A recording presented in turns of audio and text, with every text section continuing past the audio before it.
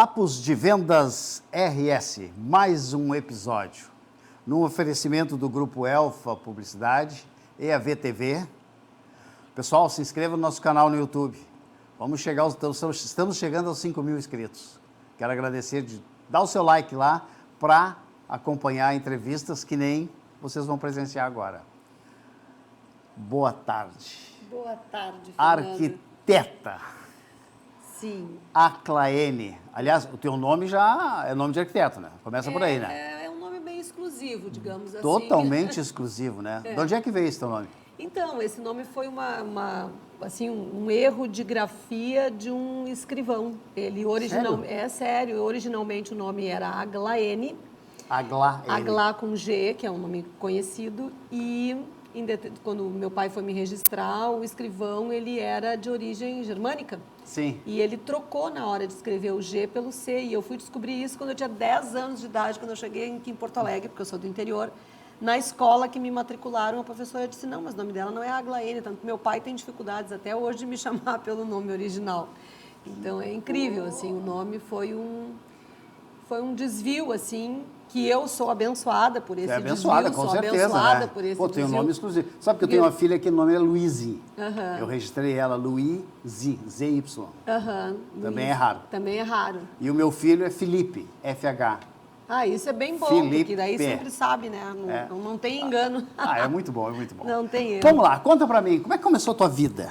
Como é que tu começou a tua vida de mercado? Eu começo lá na Santa Ceia? Lá na Santa Ceia. Não, pode ser. Pode ser. Como é que é a tua vida de mercado? Então, Fernando, eu trabalho com arquitetura de interiores, comercial e residencial, Tá. sou especialista em reformas e estou nesse mercado já faz 32 anos.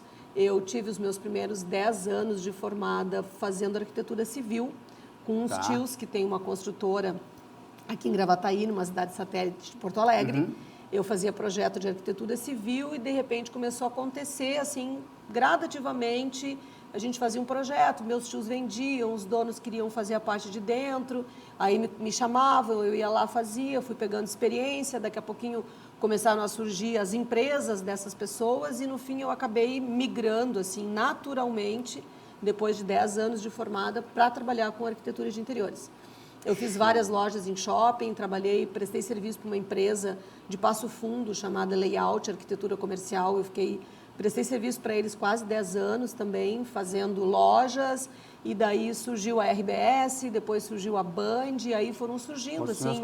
Mas como é que nasceu isso em ti? Porque Olha, eu particularmente, tá, eu acho uma profissão... Desafiadora. E acho uma profissão que é difícil.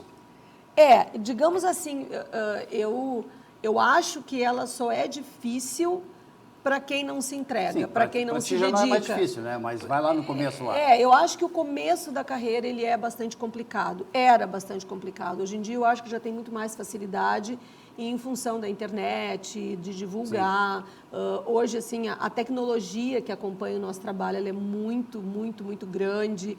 Então, a gente tem muitos programas para fazer os nossos projetos, que são programas que fazem com que as imagens sejam fotorrealistas. Então, tem algumas pessoas que entram no Instagram de alguns profissionais e olham um 3D bem feito e não conseguem diferenciar se aquilo é uma obra que aconteceu ou um projeto elaborado, entendeu? Né? Então, isso ajuda bastante os jovens profissionais a se colocar no mercado. Diferente do nosso tempo, assim, lá, quando eu comecei a minha carreira, que a gente não tinha o computador a nosso serviço, não tinha internet a nosso serviço, então aquilo funcionava muito mais por indicação. Eu faço um trabalho para ti, tu indico fulano, beltrano, e assim a gente vai criando uma rede de clientes, né? Então, isso... mudou muito do tempo que eu comecei para agora. Tanto que os profissionais assim da minha área, hoje em dia, estão o tempo inteiro envolvidos em aprender o que os jovens fazem, né? Que é a questão da internet, é a questão de divulgar nas redes sociais. Tem bastante pessoas que procuram a gente em função das redes sociais.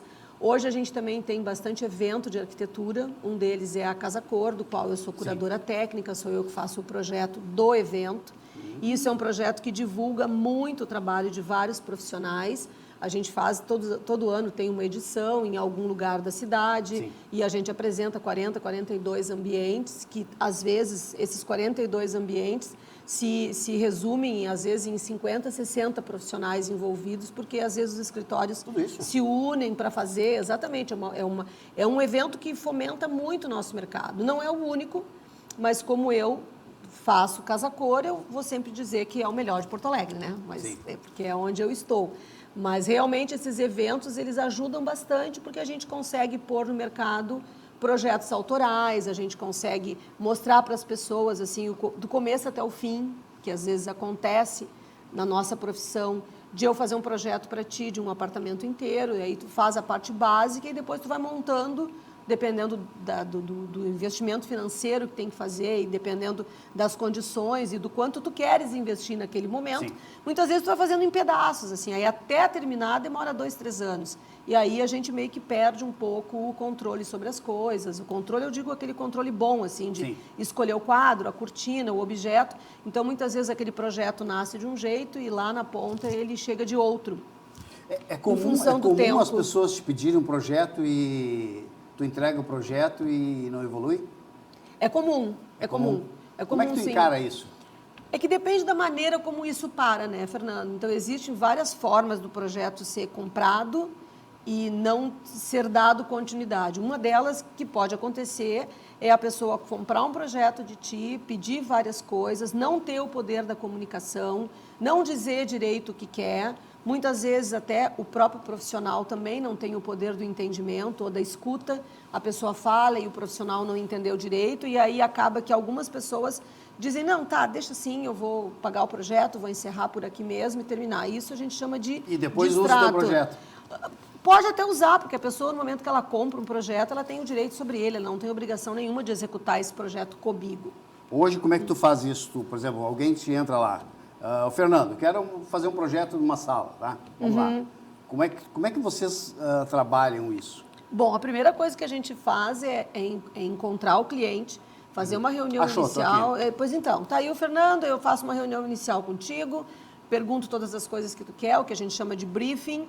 Tá. Evoluo essa conversa contigo, volto para o escritório e crio. Aí eu faço aquele projeto. Mas tu não cobrou nada? Não, a gente já fechou o contrato.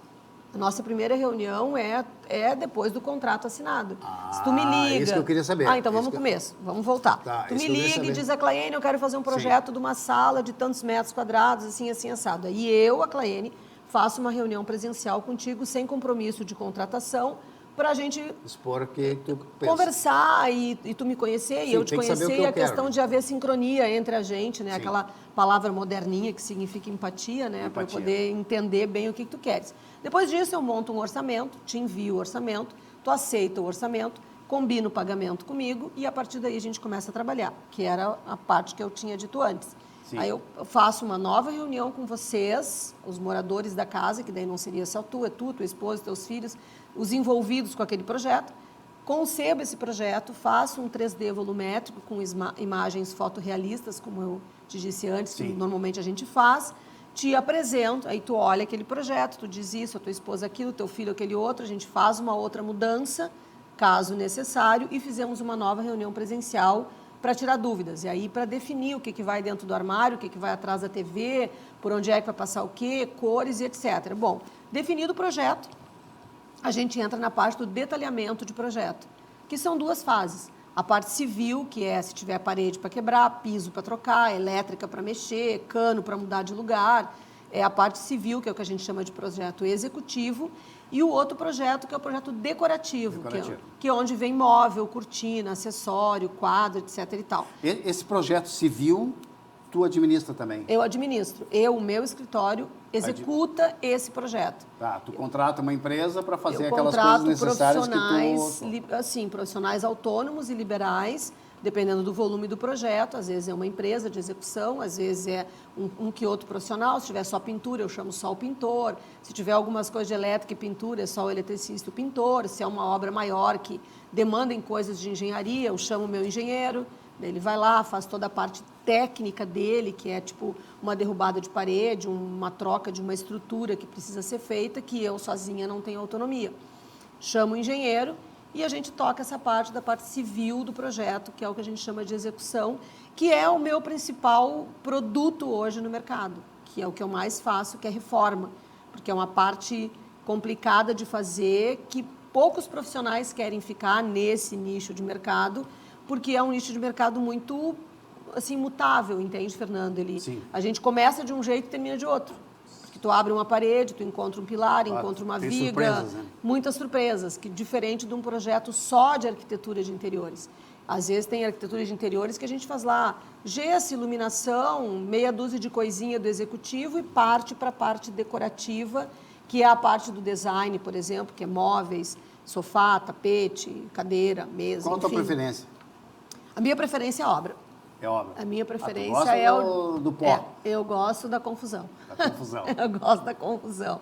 É que são culturas, né, Fernanda? Sim. Assim, é prazeroso isso de atender o cliente, de ir com o cliente na loja, de escolher produtos. É a parte do nosso trabalho que aparece.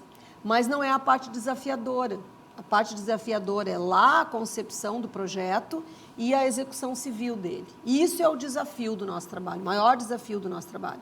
Porque o restante é uma questão só de... E claro, não estou menosprezando, Deus o livre, porque dá trabalho também. Tipo, nós vamos numa loja, eu e a tua esposa, e eu botei no projeto um sofá verde escuro e ela quer um sofá verde mais claro. Então, eu preciso... Chegar um denominador Exatamente, comum. eu preciso ter jogo de cintura para explicar para ela que aquele verde, isso, aquilo, aquele outro, para tentar trazer para aquele verde que eu coloquei.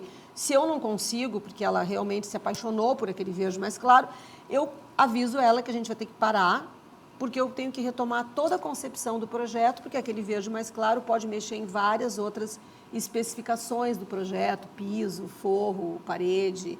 E aí, daqui a pouquinho, a gente tem um reprocesso. É fácil fazer isso? É super fácil. Meu Deus! Eu estou até falando super rápido, assim, porque eu estou agoniada para tentar te expor isso e não ficar aqui fazendo um audiobook contigo, porque a gente acaba, Show né? de bola. Tá, e aí, assim, o interior, quer dizer que a decoradora de decoração de interiores é mais simples. Não é que ela seja mais simples, ela demanda de outro tipo de envolvimento. É outro tipo de... Por exemplo, no caso do design de interiores ou da decoração de interiores, como tu queira chamar, é eu e a tua família a escolher coisas. Na questão da obra civil, é eu, a tua família que escolheu as coisas e todo o restante de pessoas que precisam estar para resolver essas coisas decorrentes desse projeto. Sim. Então, assim, mal comparando, eu vou numa loja comprar um estofado contigo, eu entro na loja, nós escolhemos o modelo do sofá, escolhemos a cor e meu trabalho acabou. A partir dali é a loja contigo para tratar preço, entrega, Sim. todo o restante. No caso de um serviço como eletricidade, por exemplo, é todo o teu planejamento de iluminação da tua casa, de automação, de todos os itens que tu quer que tenha naquele ambiente, todos os teus desejos, o quanto tu quer pagar por isso, eu e o cara que vai executar. Aí o cara que vai executar tem as particularidades dele, tem o horário dele, tem o jeito dele, tem o tipo de produto que ele gosta mais. Então, assim, aumenta a quantidade de desafio e aumenta a quantidade de itens que vêm para o mesmo problema. Porque o eletricista não é único, né? É o eletricista, é o pedreiro, é o pintor, é o azulejista, o colocador de porcelanato. Daí tu compra um tipo de assentamento, de cimento cola, o cara chega lá e diz, não, mas esse aqui não é o que eu gosto, eu quero aquele outro. Aí tu tem que trocar. Tem isso, sim, porque tem alguns que são apoiados em marca. Por exemplo, a gente tem duas grandes marcas, três na verdade, né? Mas duas grandes concorrentes no Brasil de marca de tinta. Tem pintor que só usa aquela determinada marca.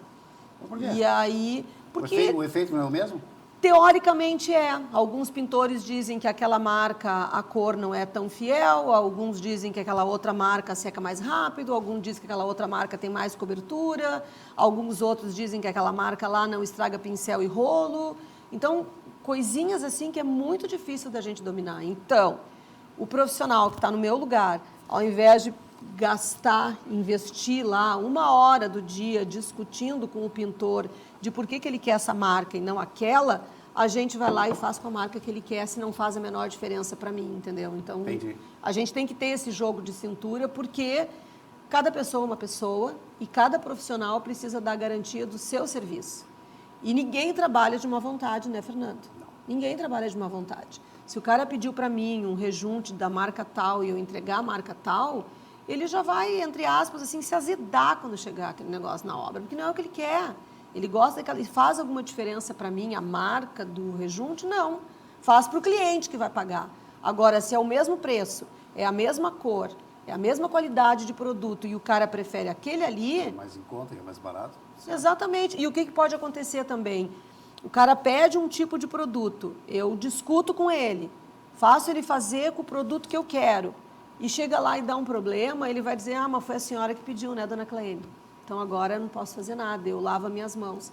Então, isso, lógico, né, Fernando? Eu estou te dizendo tudo isso porque é da minha expertise e do meu tempo de mercado. E eu vou te dizer para ti, tu já me falou várias coisas aqui que eu acho que o pessoal desconhece. Tem coisas que as pessoas realmente não têm ideia, assim, de que é assim que funciona. Marca de fio, marca de luminária, marca de placa de LED, tudo isso implica. E claro... Normalmente as pessoas querem mais barato, né? Normalmente as pessoas procuram o mais barato, mais em conta, o mais econômico, mas às vezes o mais caro não quer dizer que seja o melhor. Claro que a gente sabe que as coisas elas meio que andam juntas, a gente sabe disso, entendeu? Tu vai pagar por uma BM a mesma coisa que tu vai pagar por uma HRV? Não. São dois produtos maravilhosos, são duas marcas maravilhosas, mas cada uma com as suas particularidades. Perfeito. Então é difícil da gente que não conhece exatamente aquele trabalho avaliar. A gente pode confiar na pessoa. Eu confio nos meus prestadores de serviço. Confio no meu empreiteiro, no meu eletricista, no meu pedreiro, eu confio neles. Falar em prestador de serviço... Diga. Como montar uma equipe? Problemão à vista. É bem complicado de montar uma equipe. Digamos que tem várias coisas que acontecem para essa coisa acontecer, né? A equipe ser montada. A primeira coisa, o profissional da minha área, ele tem que saber se vender. Eu tenho que saber chegar para o cara que vai trabalhar para mim e dizer exatamente como eu sou em breves palavras. Por que isso? Porque o nosso mercado ainda é 80% de presença masculina em obra. Quem executa os serviços. Quem faz os serviços, 80%. Aliás, o mundo feminino está começando a participar disso. Sim, por isso que eu estou dizendo, 80%. Já tem pintoras. Tem bastante. Show. Exatamente. Então, por isso que eu te digo 80%. Então, assim, os homens, via de regra, não gostam muito de conversa comprida. Assim, conversa comprida, eu digo assim, quando tem muito rodeio. Pão, queijo e acabou. Tá. Então, assim, o profissional da minha área, a profissional ou o profissional, tanto faz, isso é assexuado, né? Tanto faz. O profissional de arquitetura, de design ou de engenharia tem que saber falar de si para esse profissional rapidamente, em breves palavras, e fazer as suas promessas. Olha, eu estou imaginando isso, estou imaginando aquilo, gostaria que fosse assim, gostaria que fosse assado. Enfim, acordamos. E aí, a gente vai para a experiência. Porque é a única coisa que funciona de verdade na nossa área. Tu já errou? Já, muito. Prejuízo também bastante, mas normalmente esse prejuízo tem alguém que pague. Porque também tem um outro detalhe que eu vou te dizer, e isso vai para a conta dos meus colegas. Via de regra, a maioria dos profissionais nunca assumem a sua responsabilidade. Sério? É sério. É sério. A maioria das vezes o profissional diz, mas não, eu não estava pensando isso, eu não estava pensando aquilo, não foi bem isso. E pode ser que meus colegas, agora esses dias eu ouvi até uma pessoa dizendo isso, um médico, eu acho. Quando a gente se posiciona, a gente perde seguidores, né? Quando a gente se posiciona, a gente às vezes até pode perder cliente. Mas acontece que a verdade é essa, assim. Geralmente quem paga isso, no final das contas, é o cliente. Geralmente é isso. Sabe? Sim. Porque é muito difícil da gente...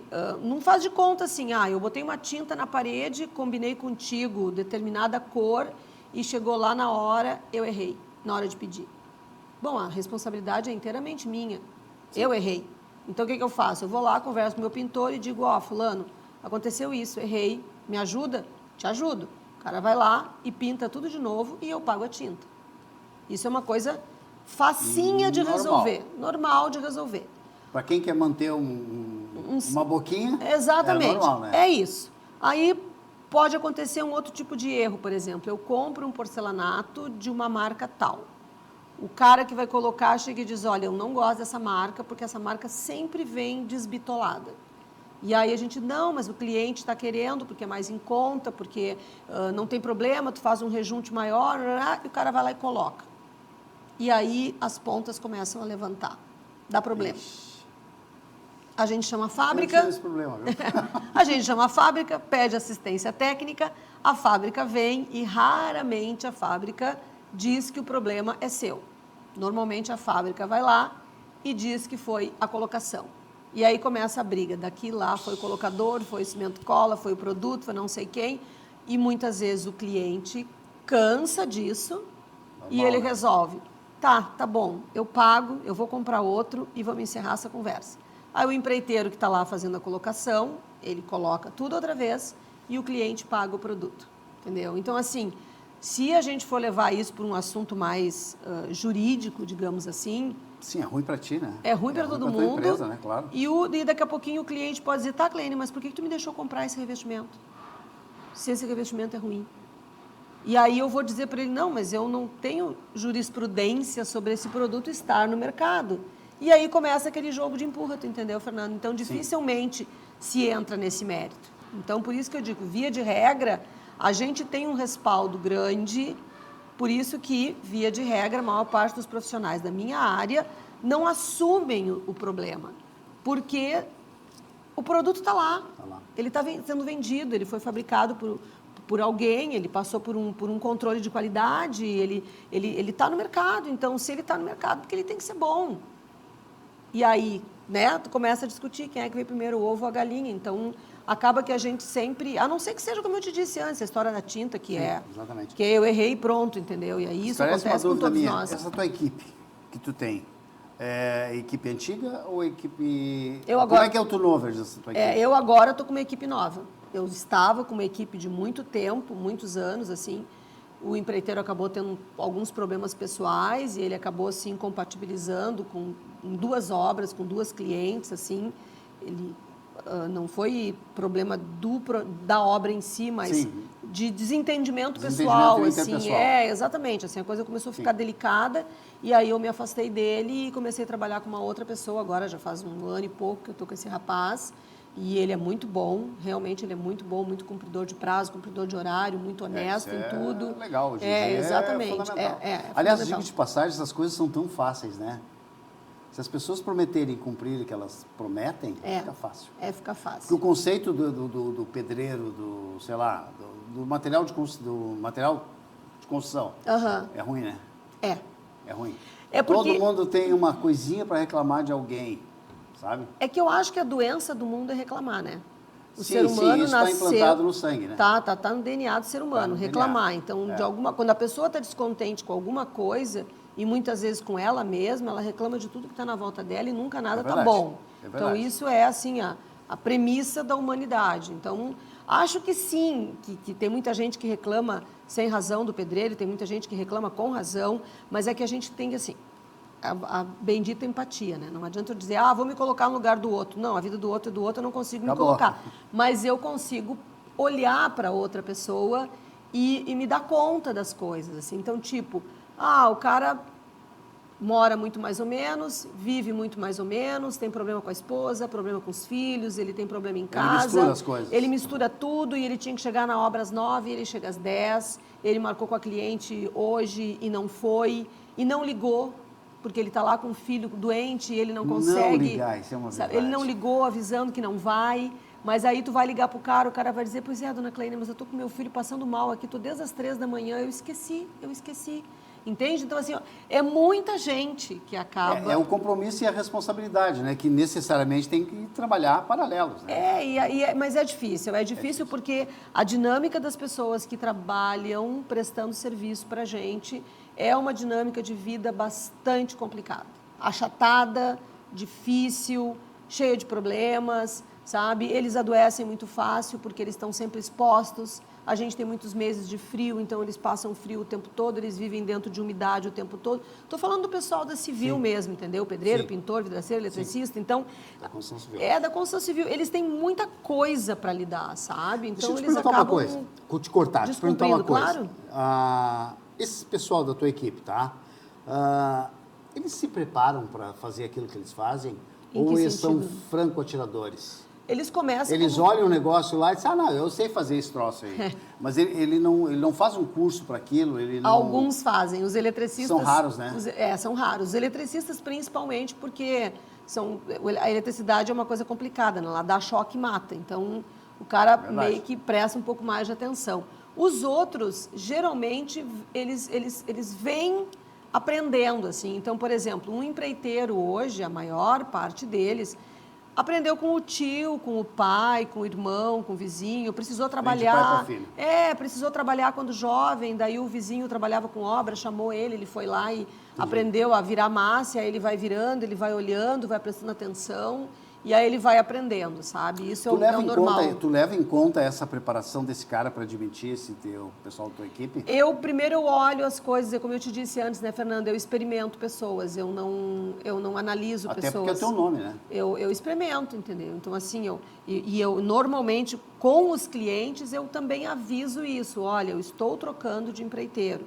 Esse aqui é novo, eu nunca fiz nada com ele, nós precisamos assumir o risco de será que vai ser bom? Eu já vi isso que ele fez. Ou alguém me indicou. E outra coisa, como eu disse lá no começo da nossa conversa, os eventos de arquitetura são muito importantes para isso. Porque eu, por exemplo, faço parte de vários grupos de profissionais no WhatsApp.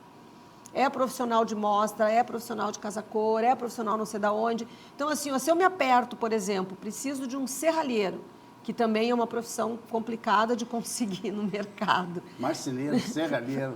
Eu preciso de um serralheiro. Eu jogo no grupo, gente, estou precisando de um serralheiro. E aí os colegas indicam 1, 2, 3 do hall deles, alguns colegas indicam, outros colegas não indicam, mas a maior parte dos colegas indicam. E aí então tu já tem uma referência. O Fernando trabalha para o Antônio, para o Pedro e para a Paula. Então... já é meio caminho andado, exatamente. E daí surgem, assim, as pessoas... Me diz uma coisa, me conta de uma obra fácil, que tu imaginou e o troço piscou e saiu. Não teve? Eu não tive esse privilégio até hoje. Não? Eita! Não tive esse privilégio. Porque eu trabalho com reforma, né, Fernando? Então, quando a gente trabalha com reforma... mas tudo bem, uma reforma da nossa sala aqui, etc e tal, maravilha. Pô, tu imaginava uma coisa que ia me gastar, sei lá, 45 dias. Pô, terminei em 15. Não. Nunca aconteceu isso? Não, porque a gente faz uma programação. O reboco tem tanto tempo para secar, Sim. O cara demora tanto tempo para demolir, a capacidade humana. Quanto tempo o cara demora para demolir um piso? 2, 3 dias. Tu bota no cronograma, 2, 3 dias. Aí o cara demora para pintar, da massa corrida, tem tempo de cura, tem que esperar secar. Aí levanta a bolha, o cara tem que ir lá dar mais um pouquinho de massa, sabe? Daí o eletricista vem, ele vai passar o fio, aí ele tem que passar por uma viga que não estava prevista. Então... O normal é atrasar, adiantar é muito raro. Eu, assim, se eu lembrar de alguém em alguma situação, eu te ligo, tá? Porque nesse momento eu não lembro. Tá, agora eu quero saber uma obra difícil. Obra difícil? Que tu penou. Obra difícil que eu penei. Que tu teve dor de cabeça, que tu teve... Mas tu conciliou. A última obra que eu fiz com esse rapaz que eu te disse que trabalhava para mim, que foi na casa de uma amiga... Eita, amiga ainda. É uma casa de uma amiga de muitos anos. A gente foi reformar um banheiro de 2 metros quadrados, que era para ser feito em 1 semana e virou 1 mês naquela função. Nós estávamos viajando, inclusive foi durante o meu aniversário, a gente foi passar o meu aniversário fora de Porto Alegre, nós duas, e supostamente no período que ela estava viajando, a pessoa ia lá para reformar e aí... Deu toda a sorte de problemas e eu tive que botar outra pessoa lá para concluir. Assim. A minha amiga ficou doente, com crise de alergia por causa do pó dentro de casa. Foi um caos. Não perdeu a amizade? Não perdi a amizade. Nós somos muito amigas até hoje, porque ela super entendeu assim, que foi um infortúnio, foi um acidente. Foi isso que aconteceu, um acidente. Deixa eu te fazer uma outra pergunta. Como é que tu te encontra no mercado hoje? Como assim? A tua empresa, como é que tu tá? Qual é o teu conceito que tu tem no mercado hoje? Bom, eu tenho um conceito de ser uma profissional extremamente confiável. Isso é importantíssimo. Eu levo isso comigo, assim, de ser uma profissional de confiança e com isso eu carrego comigo. Tu necessariamente, pelo que me parece, né? Tu é faca na bota, né? Eu não mando recado. Prometi, cumpre. Exatamente. Prometi, cumpri. E nem que eu tenha que virar à noite. Eu já tive situações assim, Fernando, de limpar a casa do cliente.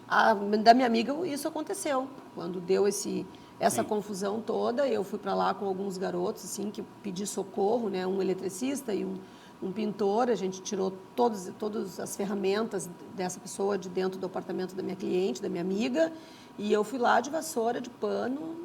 Entrei, era meia-noite, eu estava lá limpando, assim como eu já vivi Legal. obra Isso de é muito shopping, legal. assim, que dá atraso, que deu Parabéns. problema, que deu erro, eu boto a mão na massa e o importante é entregar. O importante é, porque não há problema que seja insolúvel. Eu vim Claro. agora no telefone A não ser a morte, né? É, A não ser a exatamente, morte. quer dizer, eu vim agora no caminho no telefone com um cliente meu, que é médico, e a gente estava conversando e eu falei para ele, olha, fica tranquilo, eu tenho a sorte de ter uma profissão que na minha mão ninguém morre. Ele é anestesista, sabe? Então ele entendeu perfeitamente o que eu estava dizendo, que tudo tem solução. Na minha área, tudo tem. Pode demorar um pouco mais, pode ser desgastante, pode sair mais caro, mas tudo tem solução. Tem solução. Tudo tem solução. O que eu quero que tu faça? A gente está chegando, lamentavelmente, no final do nosso Será bate-papo. que já? Sim, já. Caramba, Passa muito já rápido, muito né? rápido. Vai, eu tinha um monte de coisa para perguntar para ti, mas daqui a pouco Eu nós venho de agendamos novo, outra. eu Claro. vejo, a gente faz Deixa eu te versão fazer o seguinte, 2. O que tu diria hoje, qual é o conselho que tu dá para aquela vestibulando que está saindo da faculdade? Ó, me formei, tá aqui meu canudo. Agora E eu agora sou o arquiteto. que eu faço? Eu acho que a primeira coisa que essa pessoa deveria fazer é conhecer perfeitamente as suas capacidades. Porque isso a gente também sai da faculdade se sentindo muito capaz. Nós somos... A faculdade te proporciona isso. A faculdade proporciona uma autoestima exacerbada por arquiteto. Proporciona isso para Legal. gente. Então, assim, é como se nós fôssemos a infantaria do exército, sabe? Aquele batalhão de elite. Sim. A gente Legal sai da faculdade achando isso, porque nós somos os donos da criatividade. Nós somos os criativos do mercado. Então, a gente sai de lá achando que a gente está super preparado.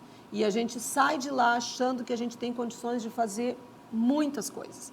E quando a gente se depara com o mercado de trabalho, a gente se dá conta de que nós não somos assim onipotentes, que nós não somos os melhores em tudo, que a gente tem falhas, que a gente tem imperfeições, que a gente tem coisas que a gente não conhece, que a gente não sabe. Então, assim, isso é mais do que um ensinamento para um arquiteto, entendeu? É uma coisa de vida mesmo, de ter... Eu tenho 32 anos de mercado, né, Fernando? Eu vou fazer 59 anos agora no final desse mês. Tá nova então, ainda. assim, estou super nova, mas para quem saiu da faculdade como eu, com 22 anos, achando que sabia um monte de coisa...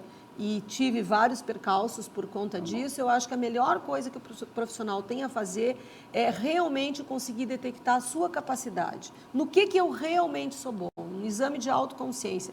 Eu sou bom em desenhar, sou bom em gestar pessoas, eu sou bom em gerar projeto, eu sou bom em desenvolvimento de projeto. O que realmente eu sou bom? O que eu faço com amor? O que eu faço com entrega? O que eu faria da minha vida se eu não precisasse do dinheiro da minha profissão? Aí está a grande dica para a gente descobrir o que realmente é o que te movimenta, o que te faz sair da cama de manhã, o que te dá aquele gás. O que eu faria se, por acaso, hoje eu não precisasse de dinheiro nenhum? O que eu faria da minha vida? Ali se encontra a resposta para a minha grande capacidade. Perceberam? E desta capacidade é onde eu tenho que me direcionar dentro do meu trabalho, porque aí vem aquela máxima, né? Faça o que você ame e você não precisará trabalhar um dia da sua vida. De algum lugar esse ditado veio e eu acho que é desse lugar. É da descoberta da nossa capacidade. Do que eu sou capaz. É isso. Que show de bola. Eu conversei aqui com a Claene. Estou maravilhado, porque eu tinha muita coisa da arquitetura que eu gostaria de saber, e tem muito mais, mas o nosso tempo não nos proporciona isso. Eu quero te agradecer de coração. Eu também. Muito obrigado pela tua presença. Eu também. Certo? Muito obrigada, Fernando. No oferecimento do Grupo Elfa Publicidade, a EAV TV. Pessoal, siga-nos no Instagram para acompanhar entrevistas que nem essa. Quem é de arquitetura, quem pensa em arquitetura, quem trabalha em arquitetura, assista o bate-papo com a Claene aqui. Vai ser muito importante para você. Claene, muito obrigado. Obrigada, Fernando. Muito prazer. Muito obrigada.